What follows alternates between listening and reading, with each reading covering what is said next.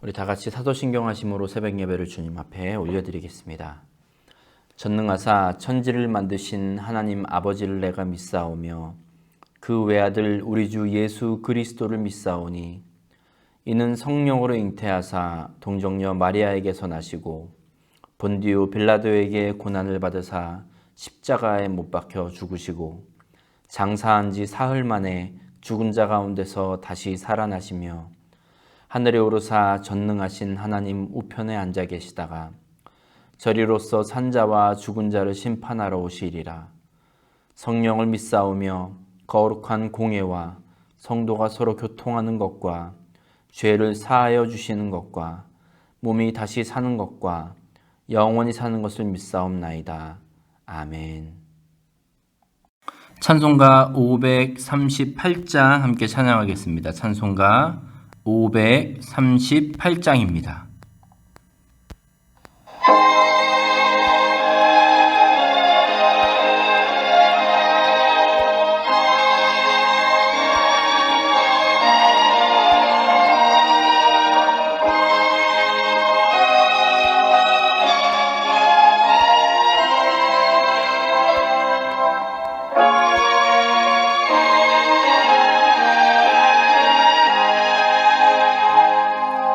죄짐을 지고서 고나거든 내 맘속에 주 영접하며 새 사람 되기를 원하거든 내 구주를 영접하라. 의심을 다 버리고 구주를 영접하라. 만문 다 열어놓고 내 구주를 영접하라. 정결케 되기를 원하거든 내 맘속에 주 영접하며 생명수 마시기 원하거든 내 구주를 영접하라. 의심을 다 버리고 구주를 영접하라. 만문 다 열어놓고 내 구주를 영접하라. 진실한 친구를 원하거든 내 맘속에 주 영접하며 내 맘의 평안을 원하거든 내 구주를 영접하라. 의심을 다 버리고 구주를 영접하라. 만문 다 열어놓고 내 구주를 영접하라. 즐거운 찬송을 하려거든 내 맘속에 주 영접하며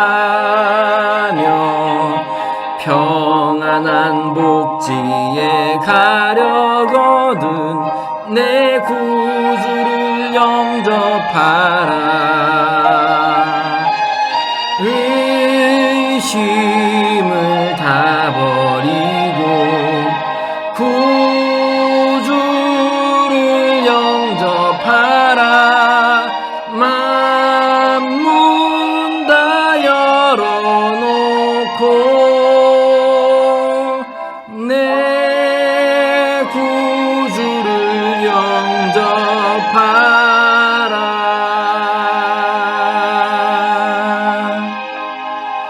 아멘. 아멘. 12월 1일 수요일 아침입니다. 오늘 우리가 함께 은혜를 나눌 말씀은 마태복음 24장 29절부터 44절까지의 말씀입니다. 마태복음 24장 29절부터 44절입니다. 앞에 화면 보시고 함께 읽겠습니다. 시작. 그날 환난 후에 즉시 해가 어두워지며 달이 빛을 내지 아니하며 별들이 하늘에서 떨어지며 하늘의 권능들이 흔들리리라. 그때에 인자의 징조가 하늘에서 보이겠고 그때에 땅의 모든 족속들이 통곡하며 그들이 인자가 구름을 타고 능력과 큰 영광으로 오는 것을 보리라. 그가 큰 나팔 소리와 함께 천사들을 보내리니 그들이 그의 택하신 자들을 하늘 이 끝에서 저 끝까지 사방에서 모으리라. 무화과 나무의 비유를 배우라. 그 가지가 연하여지고 잎사귀를 내면 여름이 가까운 줄을 아나니 이와 같이 너희도 이 모든 일을 보거든 인자가 가까이 곧 문 앞에 이른 줄 알라. 내가 진실로 너희에게 말하노니 이 세대가 지나가기 전에 이 일이 다 일어나리라. 천지는 없어질지언정 내 말은 없어지지 아니하리라. 그러나 그 날과 그 때는 아무도 모르나니 하늘의 천사들도 아들도 모르고 오직 아버지만 아시느니라. 노아의 때와 같이 인자의 임함도 그러하리라.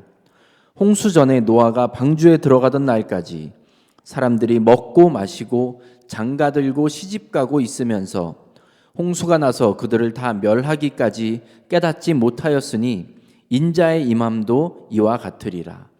그때 두 사람이 밭에 있음에 한 사람은 데려가고 한 사람은 버려둠을 당할 것이요.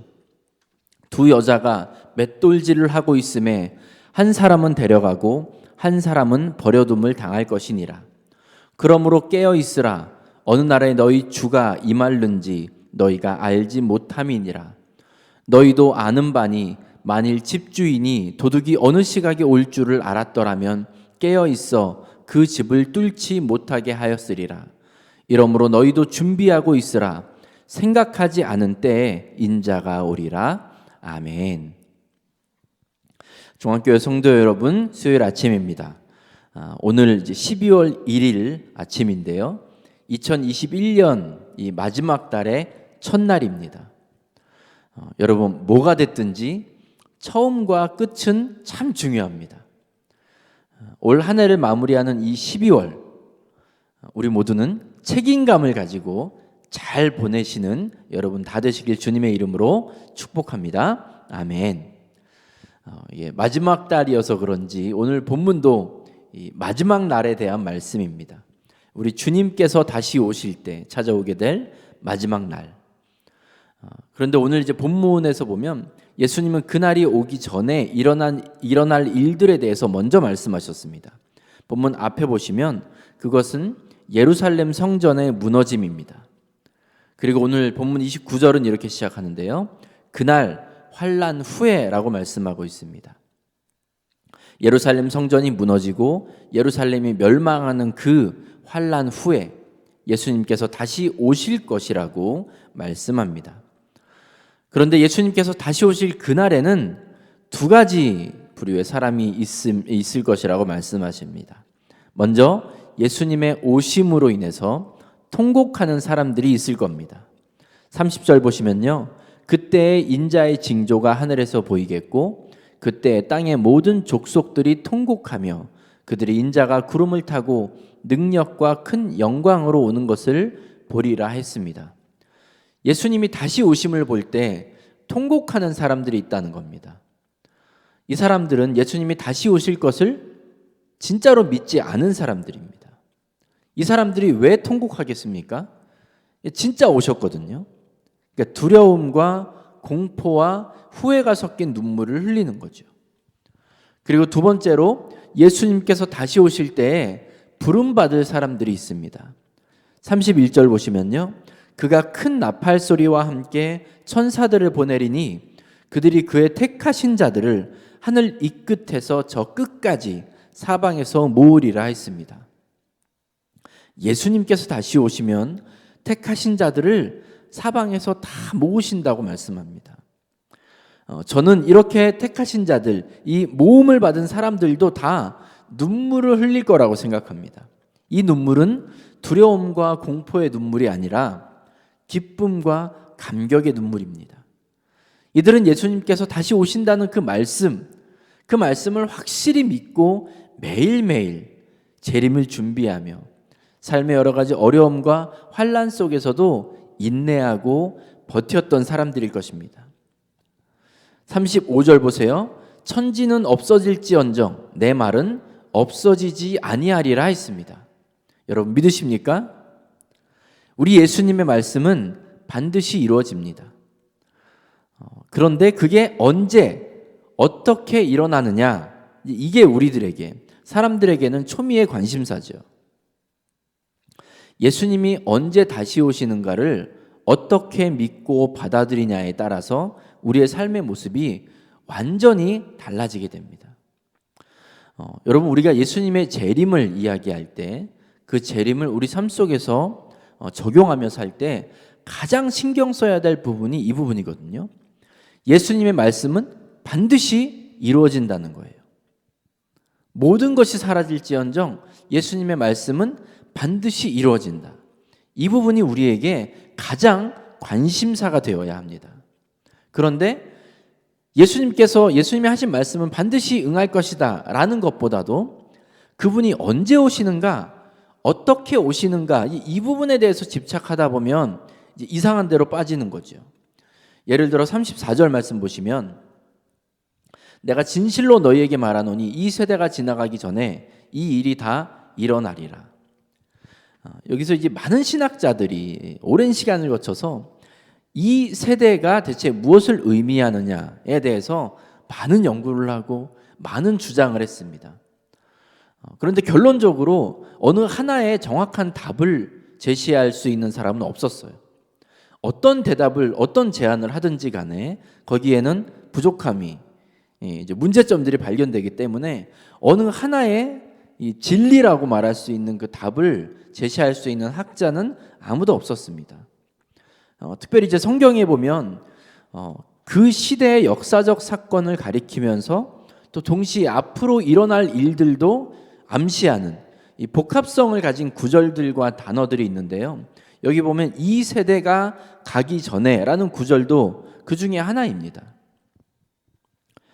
우리 주님께서 언제 오십니다, 어떻게 오실 겁니다라고 확실하게 말할 수 있으면 좋겠지만 그것은 예수님께서 말씀하신 바도 아니고 성경이 우리에게 증언하고 있는 바도 아닙니다. 그렇기 때문에 누가 됐든지 간에 언제 오시는가에 대해서, 어떻게 오시는가에 대해서 자신 있게 이야기하는 거 여러분 늘 조심하셔야 돼요. 다만 우리 주님께서 다시 오신다는 그 말씀을 확실히 믿고 그 말씀이 반드시 이루어진다는 것을 믿는 사람들의 삶이 어떠한지에 대해서, 그리고 믿지 않는 사람들, 주님께서 다시 오신다는 것, 그것을 믿지 않는 사람들이 어떠한지 예수님은 노아의 때를 예를 들어서 말씀하고 계십니다. 하나님께서 노아에게 이 땅을 물로 심판하실 것이니 배를 만들어라 이렇게 말씀하셨죠. 그 뒤로부터 홍수가 일어나기까지 오랜 시간이 지났습니다. 하나님이 하시겠다고 말씀하셨지만 노아는 하나님이 언제 그 일을 행하실지 전혀 몰랐습니다. 그가 딱 하나 관심을 가지고 했던 것은 무엇이냐면 하나님께서 하라고 하신 배를 짓는 것, 그 날을 위하여 준비하고 살았다는 겁니다. 37절 보시면 예수님이 뭐라고 말씀하시냐면 인자의 임함도 그러하리라 했습니다. 예수님이 언제 오실지, 어떻게 오실지 이거 가지고 내 말이 맞니, 네 말이 맞니 하면서 싸움하다 보면 정작 중요한 그 날을 위해서 우리가 어떻게 준비하며 살아야 할지에 대해서는 관심을 덜 가질 수밖에 없습니다. 그런데 보세요. 예수님께서 다시 오심을 믿는다고 고백하는 많은 기독교인들 중에서 신앙생활하는 가운데 내 말이 맞는지 네 말이 맞는지 이거 밝히기 위해서 싸우는 일에 목숨 거는 사람들이 참 많습니다. 그러면서 다들 하는 말은 정의를 세우기 위해서고 교회를 올바로 세우기 위해서라고 말하는 사람들이 많아요. 정의를 세우는 일을 하면서, 교회를 올바로 세우는 일을 하면서 쌍욕을 하고 폭력을 행사하고 비방하고, 여러분 그렇습니까? 그게 다시 오실 주님을 믿는, 진짜로 믿는 우리들의 삶의 모습이 되어야겠습니까? 그리고 다시 오실 우리 주님께서 그 때를 준비하는 우리들에게 기대하는 모습이실까요? 우리 이제 옛날 부르던 찬양 중에 이 다음에 예수님을 만나면 우리 뭐라 말할까? 그때에는 부끄러움 없어야지 우리 서로 사랑해. 이런 찬양이 있죠. 주님께서는요 42절 말씀하시길 그러므로 깨어 있으라. 어느 날에 너희 주가 임할는지 너희가 알지 못함이니라 하셨고, 44절도 보시면 이러므로 너희도 준비하고 있으라. 생각하지 않은 때에 인자가 오리라 말씀하셨습니다. 저와 여러분이 우리 주님께서 오실 것을 생각하면서 그 재림을 기대하면서 집중하고 우리의 모든 노력을 기울여야 할 부분은 깨어서 준비하는 것입니다. 이게 우리에게 주신 주님의 명령이에요. 깨어서 준비하라. 그날이 언제인지 가지고 지지고 볶을 필요가 없는 겁니다. 주님께서 오실 것을 어떻게 준비해야 된다는 것 때문에 싸울 필요도 없는 거예요. 너는 준비를 잘하고 있고, 나는 잘하고 있고, 그렇게 서로 정죄하면서 비난하고, 주님께서 이게 주님께서 명령하신 게 아닙니다. 우리는 모두 다 우리 주님의 다시 오심을 준비하는 사람들이에요. 때로 주님께서 말씀하신 게 아닌데도 불구하고 그거에 그냥 혈안이 되어서 정작 주님께서 우리에게 말씀하신 것들은 외면하는 우리 기독교인들, 교회들의 모습을 보면서 얼마나 우리 주님께서 마음 아파하실지 한번 생각해 보시기 바랍니다. 제가 감히 말씀드리는데 아마 이런 사람들은 예수님의 다시 오심을 진짜로 믿는 사람들이 아닐 것 같아요. 주님이 다시 오신다는 걸 정말 믿는 사람들이 어떻게 그럴 수가 있을까요? 오늘 이제 본문 다음을 보면 충성된 종과 악한 종에 대해서 예수님이 말씀하시는데, 악한 종은 주인이 더디 오리라 하여 자기가 보기 좋은 대로 살아간다고 하시는 거예요. 주인이 더디 오리라. 자기 멋대로 생각하는 거죠. 자기가 나름대로 생각해보고 관찰해봤더니 우리 주인은 당장 오실 분이 아니야. 자기의 결론을 가지고 살아가다 보니까 자기 보기 좋은 대로 살아가는 겁니다. 주인이 돌아와서 이 종들을 어떻게 했습니까? 엄히 때리고 벌을 줍니다. 그리고 이들은 슬피 울며 이를 갈리라 라고 말씀하세요. 근데 보세요 여러분, 이 악한 종들도 주인이 언젠가는 다시 온다는 사실을 알고는 있었습니다. 언젠가는 오겠지. 하지만 지금은 괜찮아. 지금은 아니야. 라는 믿음을 가지고 살았어요. 그들에게 찾아온 것은 벌을 받고 슬피 울며 이를 가는 것 뿐이었습니다. 여러분, 우리들도 마찬가지입니다. 예수 믿는 사람들이라고 하면 모두 주님께서 다시 오실 그 재림은 다 알고 있을 겁니다. 하지만 그 재림을 준비하고 살자, 그 재림에 합당한 삶을 살자, 이러면 불편하게 생각해요. 괜히 겁준다고 이야기하고. 왜 불편하게 듣겠습니까? 예수님이 다시 오신다는 것을 진짜로 믿지 않기 때문이에요. 그 삶 속에서는 예수님의 다시 오심이 실제가 되지 않기 때문입니다. 종말이라는 것, 재림이라는 것은 우리에게 위기가 아닙니다. 예수님의 다시 오심, 마지막 날을 진짜로 믿지 않는 우리들의 잘못된 신앙과 삶의 모습이 진짜 위기고 문제입니다. 주님께서 다시 오심을 확실하게 믿는 사람이라면 우리는 주님께서 하신 말씀을 묵묵하게 지키면서 준비하는 사람들이 되어야 합니다. 그런 사람들에게 우리 주님께서 재림하시는 날은 두려움과 공포의 눈물이 아니라 기쁨과 감격의 눈물을 흘리는 날이 될 줄로 믿습니다. 사랑하는 우리 중앙교회 성도 여러분, 주님께서 다시 오심을 확실하게 믿고 바로 지금 주님이 다시 오셔도 될 만큼 그렇게 매일을 살아가는 우리 모두가 되시길 주님의 이름으로 축복합니다. 2021년 이 마지막 달을 아름답게 마무리하는 우리 모두가 되시길 주님의 이름으로 축복합니다. 아멘. 기도하겠습니다. 하나님 아버지 감사합니다. 우리 주님 다시 오심을 알고는 있으나 우리 마음대로 해석하고 우리 마음대로 결론 내리며 내 눈에 보기에 좋고 즐거운 대로 살아가는 그렇게 신앙생활하는 우리들의 모습을 주님 앞에 고백합니다. 주님께서 다시 오심을 믿음으로 매일매일의 삶 속에서 깨어 준비하는 저희 모두가 되게 하여 주시옵소서. 우리 주님께서 하신 말씀들 하나하나가 이루어질 줄로 믿고 바로 지금 이 순간에서 우리의 삶 가운데 그것들을 실천하며 주님 오심을 기쁨으로 기다리는 저희 모두가 되게 하여 주시옵소서. 주님, 그렇게 올 한 해 마무리하는 우리 중앙교회 성도들의 복된 삶이 되도록 하루하루 우리 가운데 은혜 주시고 함께하여 주시옵소서. 예수님의 이름으로 감사하며 기도합니다. 아멘. 찬송가 310장입니다. 찬송가 310장 하나님의 은혜로 함께 찬양하겠습니다.